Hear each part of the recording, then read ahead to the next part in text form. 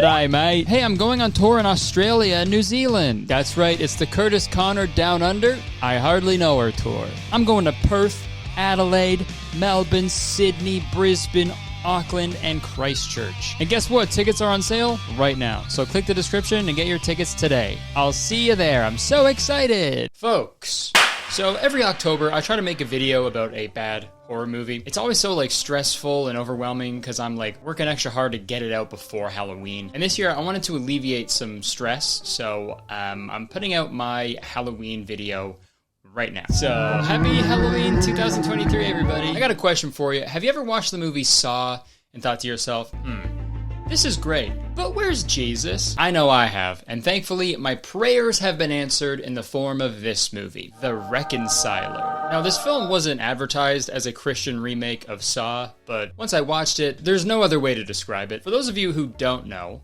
the Saw franchise focuses on a serial killer named Jigsaw who kidnaps people who have done bad things and puts them in these like elaborate traps to force them to fight for their lives. For example, in the opening scene of Saw 2, Jigsaw kidnaps this guy who's apparently a snitch, and he puts his head in a device that will unalive him if he doesn't open it in time with the key that was surgically placed behind his eyeball. So yeah, pretty gnarly. And obviously the Christian remake of Saw doesn't feature any violence or gore because it's a Christian movie. But it does feature an eerily similar plot. And also, most of you probably know the other staple of the Saw franchise is a crazy twist ending. And this movie has that as well. So without further ado, let's watch The Reconciler. Oh wait, sorry, before we go any further, The Reconciler? I hardly know her. So the movie starts the same way the first Saw movie starts. Two people passed out on the floor in some random location. The first guy, Smitty, gets up and begins searching for a way out. And the only thing that this scene does is make me think that Smitty is not potty trained. Oh, man, just my luck. First the kidnapping, now I gotta learn how to use one of these. He then wakes up the other guy, Ed, by poking him with Ed's cane. What? Can I have my cane? What? I have a hurt leg. It's kind of hard to walk without... Sorry. I wonder if that was the actual diagnosis from the doctor. Please, doc, you gotta help me. My leg really hurts. Yep. Sorry, seems like another classic case of hurt leg. Oh no, what's the cure? Well, the year was 1978. Robert Smith, just a young boy. This is what I meant. Okay, so the boys start looking around for ways to escape this room that they're locked in, but they can't find anything. All they really find is a hurt shoulder. I think I just bruised it. So they ultimately accept their fate of being trapped there. I don't think they mean to kill us. At least not right away. And already we can see that this movie is Saw but Christian, you know? Like Saw but a little nicer. In the original Saw film, they were chained up in a dirty old bathroom. But this one they've got like several rooms. They got like a private bathroom and shit. Like this is like a vacation for them pretty much. Yeah, man. We then cut to this other character named Lori. She's a reporter who says everything she's typing just fucking out loud. Prominence. Eldridge family. Lori, shut the fuck up. Beautiful. Every day with this shit, you can't just say all the words you're typing out loud. Sarah Pritchard. We all heard everything you sexted to your husband. You know that, right? The occasion It's fucking disgusting. was celebrated. Can't have one fucking day of silence, man. This was supposed to be a good day. You know, whoever the boss calls over to his desk is getting a promotion. And I think it's gonna be me. Lori? Yeah. Come and see me, please. Come on! Also, I love this scene so much because, like, the wedding article that she was writing was so clearly keyframed manually onto the screen, like, instead of using actual motion tracking. And whoever did it did a very poor job. You can see it, like, overflowing in the cubicle, pretty much. But hey, that's what happens when you spend all the budget on high-quality actors. Ooh, you're keeping up. Oh yeah, covering the latest fashion shows. Yeah. Never mind. Also, dude, this boss character, he has the opposite problem of Lori. I can't fucking understand anything this man says. Battery power cars. Look, I've been speaking English for almost like 30 years, and the way this guy talks makes me feel like I've never heard an English word before. I was talking to my dad over the holiday, you know, and like he said, you know, my dad says God is not dead. Huh? We act like he What are is. you talking about? Good and evil kid, look at me. What are you saying? Good and evil kid, look at me. Okay, I don't know if I'm just exhausted, but that audio clip right there, I've been replaying it all night and I'm fucking losing. What does he say there, dude? Good and evil kid, look at me. Look at me. Good and evil kid, look at me. Please leave a comment and let me know what you think he is saying here, because I have no fucking idea. So after replaying this scene like 5,000 times, I realized what he said. Except for that one part. I still don't know what he said there. Good and evil kid, look at me. You know, he wants her to go out into the world and write a real hard-hitting story. A real story. So he tells her to go out and write a story about how people don't believe in God anymore, and it's like ruining the planet. And she agrees. On my desk, I want it. All right. Also, yo, where the fuck is this office, dude? It looks like the room where they filmed the first actual Saw movie. There's like a pipe in the corner, like weird, dirty tiling on the wall. I feel like if the camera panned down a little bit, you'd see two guys fucking sawing their legs off. Okay, so we now cut back to Ed and Smitty, and we see them getting to know each other a little bit. What is it exactly that you do? I'm a reporter. So what do you do for a living? Graphic designer. And that is the whole scene. We then immediately cut up to close-up shots of a squirting cross. Never knew I would say those words in that order, but here I am. And then it cuts to an interview between Lori and a pastor. And listen, I really don't want to focus too much on this storyline because it literally goes nowhere. You know, in like a regular serial killer movie, there's a reporter maybe doing a story about the serial killer. You know, it shows them gathering clues and maybe the movie ends with the reporter saving the day, you know? Not this movie. While there's the main storyline about the jigsaw style kidnapper, there's also another storyline of Lori just interviewing people about God. And that's it. That's so fucking stupid. That's like if the movie Zodiac still featured all the serial killer stuff, but whenever it cut to Jake Gyllenhaal's detective character, it was just him like looking for his keys. Like what? It has nothing to do with the fucking story. Okay, you know what? I'm actually just gonna speed run through this whole storyline because I don't want to keep cutting back to it. Because I cannot stress enough, it is so fucking stupid and pointless. So, this pastor ends the interview with a suggestion for Lori. Would you be willing to interview some other people first? Religious leaders? No, just plain folks who might give you a completely different perspective. Sounds like an interesting angle. That's literally what reporting is, dude. Could you interview a bunch of different people with like varying viewpoints so you could form your own journalistic opinion? It's an interesting angle. So Lori takes his advice. She goes out and interviews, you know, regular, ordinary people, but literally everybody she talks to is the most Christian person of all time. For example, first she goes and talks to some guy who works at a soup kitchen who says that soon it's going to be illegal to pray in the United States. Where I come from, praying public or private, that's a arrestable offense. Are you saying that's where you think we're headed? That's a little fucking ridiculous, but hey, at least the soup looks good. My favorite, water soup. She then visits a little girl who had a near-death experience, went to heaven and met Jesus. How did you know it was Jesus? I just did. And this part is fucking insane because the little girl says the only reason Jesus sent the little girl back to Earth was to tell Lori that Jesus misses her. Jesus had the angels take me back. Do you know why? To tell you, Jesus told me you were coming. And he loves you very much. And he wants you back. Your life is meaningless to me, little girl, but sure, I'll keep you alive so you can tell this random woman that I'm mad at her for not going to church anymore. Like, Jesus. Oh yeah, that's his fucking name. Maybe that's why his name is Jesus. He kept doing fucked up shit like that, and people were like, Jesus, man. And then, you know, it kind of just stuck. And then finally, Lori visits this old woman who talks about how she gave everything up for God. Literally. She shows Lori a newspaper article about her giving away her $35 million fortune to Christian charities. Yo, the dick riding is crazy, dude. Dude, imagine having $35 million and being like, yeah, I'm gonna put it all on conversion therapy, baby. I want my televangelist to fly around on a private jet so Jesus will go down on me in heaven. Hey, lady, you could have given some of that money to the VFX department. You jerk. We were religious. And then the big conclusion of the storyline, she goes home, she reads the Bible, and cries. And that's it. And that storyline confirms two things. One, Christians want to be oppressed so bad, dude. It has always been so fucking easy to be a Christian in America. But every single Christian she interviewed is like, yeah, life fucking sucks now because people don't like God anymore. Well, except for the little girl who was like, I'm only alive because Jesus used me as a carrier pigeon. And like, this is the thing I don't understand. If things are so bad because people stopped loving God so much, then God's a fucking dickhead. Like, I lose followers all the time. You don't see me starting fucking hurricanes and shit, you know? Am I saying I'm better than God?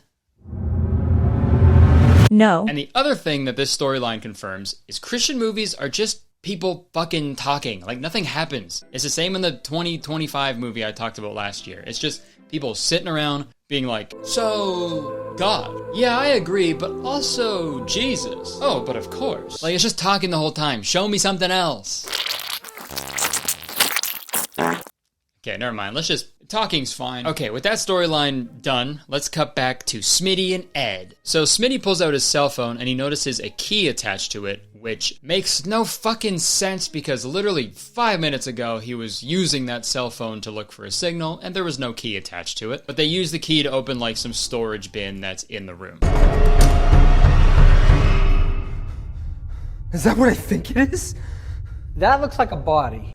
I don't know why I said that like a fucking cosplayer. That looks like a body. That looks like a body. You do know that's literally a corpse, right? Okay, so they pull the body out and they realize it's Smitty's twin brother, Alex. That's my twin brother! That's Alex! James!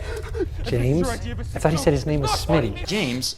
I thought he said his name was Smitty. That is actually fucked up though. I don't know why he gave Ed a different name, but I'm just gonna keep calling him Smitty. So that is Smitty, and his brother's named Alex. But while the twins are freaking out on the floor together, Ed actually has a theory about who kidnapped them. How's your guys' relationship right now? I don't see what that has to do with any of this, man. I'm gonna guess that means not good. Then how do you know my brother and I were Because it having... fits the MO. The MO of what? The guy I've been writing about. So you mean to tell me the reporter, Ed, is currently writing a story about a guy kidnapping people, locking them up, and it took him this long to connect the dots? You know, for a guy whose full name is Education, I don't think he has one. That's what Ed is short for, right? They call him the Reconciler. He said it! He said the name of the movie! So now we've got our main antagonist of the film. Let's see what he's all about. The Reconciler. This has his signature all over it. What signature? Kidnapping estranged family members and locking them up until they talk. I remember reading something about him doing this to like 2 cops or something. Yeah, man. The Reconciler kidnaps people who can't get along, and he holds them captive until they work out their differences. And then once they do, he sets them free. They call him the Reconciler. That's gotta be the lamest fucking serial killer of all time, I think. What the fuck? Could you imagine if Jigsaw was that nice? You're not in any real danger. I just miss the way things used to be. Dude, this movie had so much potential to be the Christian Saw. You know, like in my head, I thought it was gonna be exactly like Saw, but instead of like the trap killing you, maybe the trap like makes you commit like a sin or something, you know? Like this is how I thought the movie was gonna go. Hello. Do you want to pray again? What the fuck? As you can see, I have taken the liberty of opening your text message conversation with your super religious mother, and I have typed out, God damn it. As you can see, I have also rigged the device to slowly lower your hand towards the send button. You have 1 minute to either saw your arm off or live in sin for the rest of your life. Choose wisely. Oh my god. Oh, holy shit, you're actually doing it. Oh my, okay, wow. This is fucking awesome, sweet. That was a close one. Oh no, I pressed the send button by accident. Also, why did I saw my arm off? This hand was free the whole time. But it's not like that. Okay, it's not like that at all. So now the movie cuts to a flashback of the Reconciler's first victims. There's these 2 detectives who are partners, but they can't get along with each other. They wake up locked in a car parked in some warehouse. And dude, this lady detective thinks it's a prank for like fucking way too long. Ha ha ha, very funny. Are you trying to get the last laugh here or something? You wait till I fall asleep, you drive to a new location, you wake me up, and then you act like you had nothing to do with it. You took the radio too? This is pathetic, Bill. What is going on? I don't know! Like, I'm no detective, but I think it's pretty stupid that whenever you're in danger, you're just like, oh, wow, good joke, man. Look, just turn around and walk away, okay? I don't want to hurt you. Nice gun, tough guy. What are you gonna do? Shoot me with it? Alright, who's the wise guy? Who put this bullet hole here? Is this some sort of joke? Okay, haha. Very funny, guys. Come on, fess up. Who's doing this? Oh, ow! Good prank, guys. Come on. Oh, yeah, classic. Classic. You got the classic light at the end of the tunnel with all my deceased loved ones beckoning me towards the pearly gates. Guess I'll go to heaven. So while the detectives are freaking out in the car, they find a voice recording, just like in the movie Saw. And dude, I am not exaggerating. This is one of the funniest movie scenes I have ever seen in my entire life. Hello, detectives. I'm sure by now you're wondering how you got here and what's happening. In police work, you need to depend upon your partner. The two of you haven't been acting like partners for a long time, and it's been getting worse. The department knows of your growing animosity. Frankly, though, you're the best team they've got. Bill with your instincts, and Stacy with your street smarts. When the two of you work together, it really makes a difference in this town. But the bickering and lack of trust has let your bureau and the citizens of the city down. Dude, dude, this is so fucking stupid, man. Dude, what kind of criminal kidnaps cops in order to, like, encourage them to do better police work, man? Bill with your instincts, Stacy with your street smarts. Dude, it's so stupid. Also, fucking just break a window, you know? You got guns, you got elbow, just fucking break a window. It can't be that hard. Also, how does the Reconciler know this? How could he possibly know the inner workings of a detective duo in a small town? Once you work things out, I will let you out of the car. Okay, so the movie, like, periodically cuts back to the detective duo, so we'll get back to them in a second. But now it's back to the original group of guys. So they actually end up finding letters addressed to each one of them, and the Reconciler explains that they have to work through their problems to escape the room. You and your brother have some issues to work out. And dude, here's the thing that makes no sense about this movie. If I was locked in a room against my will with someone that I had an issue with, and the only way to escape that room to save my life was to forgive that person, dude, easy. I'm out of there in 10 seconds, dude. Like, you could have pushed me down the stairs, sawed my arm off, and pissed in my mouth, and I'd be like, you know what, honestly, man, I'm sorry. I'm sorry for what you did to me. That was, you know, it's all good. Water under the bridge, piss in my mouth, I don't care, okay? We're all good. Like, there was no problem big enough that would keep me in a room until I fucking died, you know? 3 of you have enough food and supplies to last you for a week. I'm sorry? A week? The Reconciler gives them a whole week? He doesn't mess around. Yes, he does. That's all he's doing. So let me remind you, at this point in the story, we still don't know why the brothers are mad at each other. So it must be pretty crazy if they're putting it off for later in the movie, right? It must be something fucked, you know? Maybe one of the brothers fucking killed their mom or something. I'm excited. Not yet, though. It's a Christian movie. We gotta add some filler. So to pass time, we cut to another pair of the Reconciler's victims. This time it's the typical army dad who doesn't spend enough time with his son. But this one is especially goofy. They wake up in the middle of a forest or something, but they realize they know exactly where they are. I think I know where we are.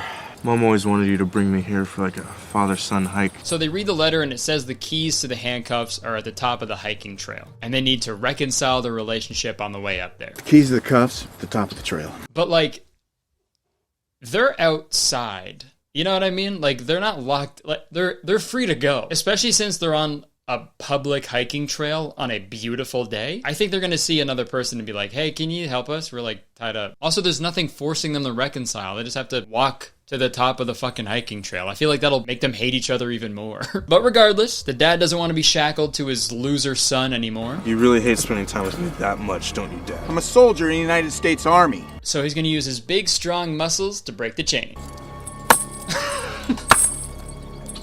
Don't worry, son. I got it.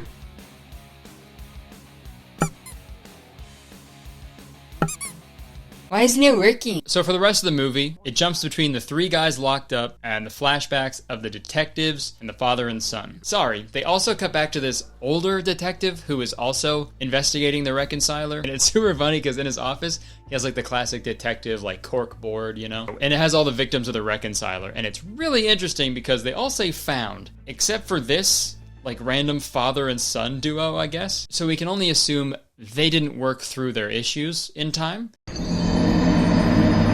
And honestly, that's what this movie should have been about. It should have been about those 2 guys. I want to see how fucking stubborn those dudes are, you know? Please, just admit that you're wrong.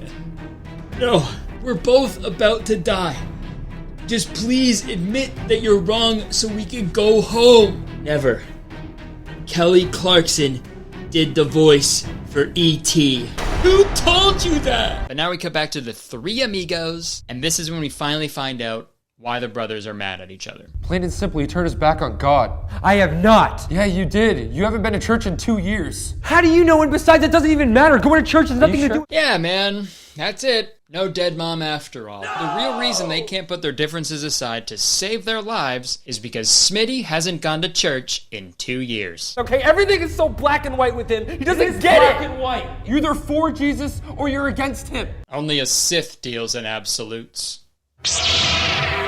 So they keep talking about God and a bunch of other bullshit. Then we cut back to the old detective talking to the other lady detective because he wants to go to the warehouse where she was held captive when the Reconciler kidnapped her and her partner. Where was that again? Which is wild because, like, shouldn't you already have that fucking information if you're actively investigating the Reconciler? Now this is gonna sound crazy, a little unorthodox, a little outside of the box.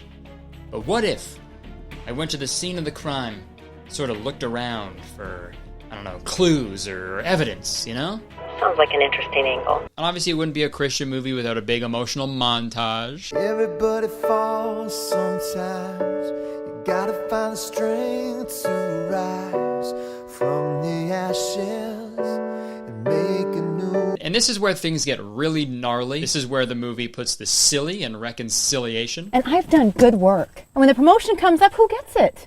You do. Yeah, so she's upset that her partner got the promotion over her, which is fair, you know? She's been there longer. I've been with the department 3 years longer than you have. So let's see how they reconcile this problem. Okay, I do need to try a little bit harder and be better. As partners? Dude, that's fucked. I don't think that's correct at all. Look, I'm a guy, okay? Shit just sort of falls in my lap. I don't really have to work for it. I didn't even want the promotion, but I took it. You, on the other hand, you're a chick, okay? You gotta work way harder than me if you want to get what you want. Partners? Partners. To me, that's not reconciliation. But to the Reconciler, that was perfect. That was sufficient because as soon as they reconcile, the doors unlock. Did you hear that? Let's get out of here. Consider them reconciled. And now it's time for the military dad and his son. Who do you think I fight for? You guys. Look, son, when I initiate a drone strike that kills hundreds of civilians, I do that for you. But yo, once they're done arguing, something crazy happens. The son slips and falls, and he's dangling off the mountain. Oh, okay, well, I guess he didn't really slip. He sort of just walked off the cliff. Did he forget he was on top of a mountain? I'm gonna pull on the chain, use it for leverage to climb back up. Yeah, no shit. You're dangling from the chain. I'm gonna pull on the chain and in turn pull you up. Alright, so he pulls his son up, and the son fucking passes out for some reason. So now the dad has to carry him up the mountain, Madame Zeroni style. And they make it to the top of the mountain, and now they love each other again. Which doesn't make sense, because they didn't fucking reconcile anything, dude. The dad didn't even, like, save the son's life, like, as a selfless thing. Like, if the son fell off the cliff, so would the dad. So how do we know? How do we know why he saved the kid, right? And now it's time for the grand finale. The three amigos. So let's see how their story ends. Oh wait, sorry. Before we do that, I gotta play this part because when I saw it for the first time, I laughed really fucking hard. And the cops, they stay partners? Yep. It sounds really similar to what Alex and I are going through. What? What? Right? What? Right? It seems like he forgot he was on a movie set and he was genuinely confused by what that guy just said to him. You know, it sounds really similar to what Alex and I are going through. What? Who's Alex? That guy's name is Jeremy. He's an actor. You know that, right? What the fuck are these cameras doing? Alright, cut. Dude, can you stop yelling that? I'm trying to have a conversation with this guy. What? Alright, you remember at the beginning of this video where I said this movie has a crazy twist ending? Well, strap in. The twins forgive each other and they hug it out, and then Ed puts his cane down and walks to the other side of the room. He never had a hurt leg after all. Your leg is okay? What? But that's not it. The big twist isn't his ankle. Let's see the actual twist. Well, I told you that I was a reporter. Kind of. And as for the Reconciler, the two of you have been talking about him the entire time you've been in here. If you guys missed that, who have they been talking about the whole time? God. God. Jesus. God. I think the Reconciler is God? While there's earthquakes and starvation and murder and famine going on, God is going around being like, "These two detectives are the best this small town has. I gotta do everything I can to make sure this woman thinks she does not deserve a promotion." I'm sweating so much. And dude, that's not even the end of it. Because that begs the question, if the Reconciler is God, who the fuck is Ed? I thought you said that was locked. It was locked. I checked it. How'd you do that? The same way that I got those cops out of their car, the same way that I helped Jeff pull JR off that cliff.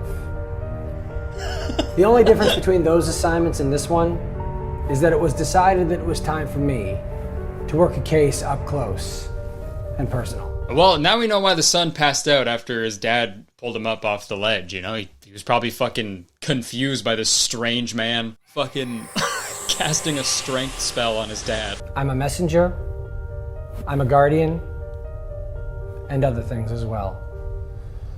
You're,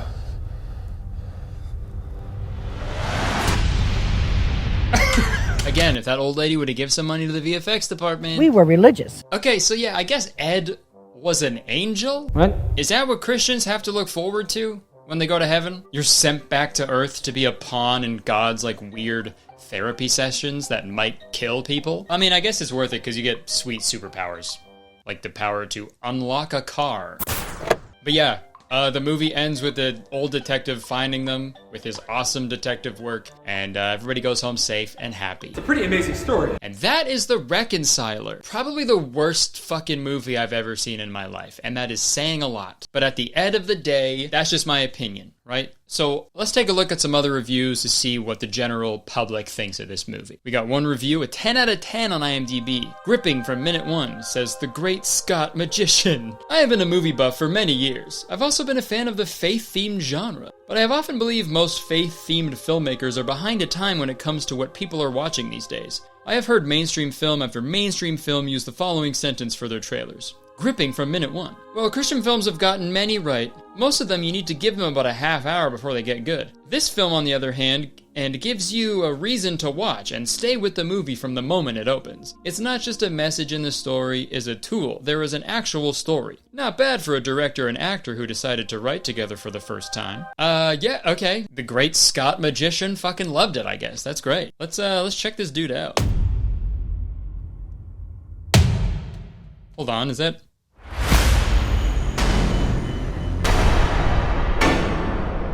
What? That is Ed.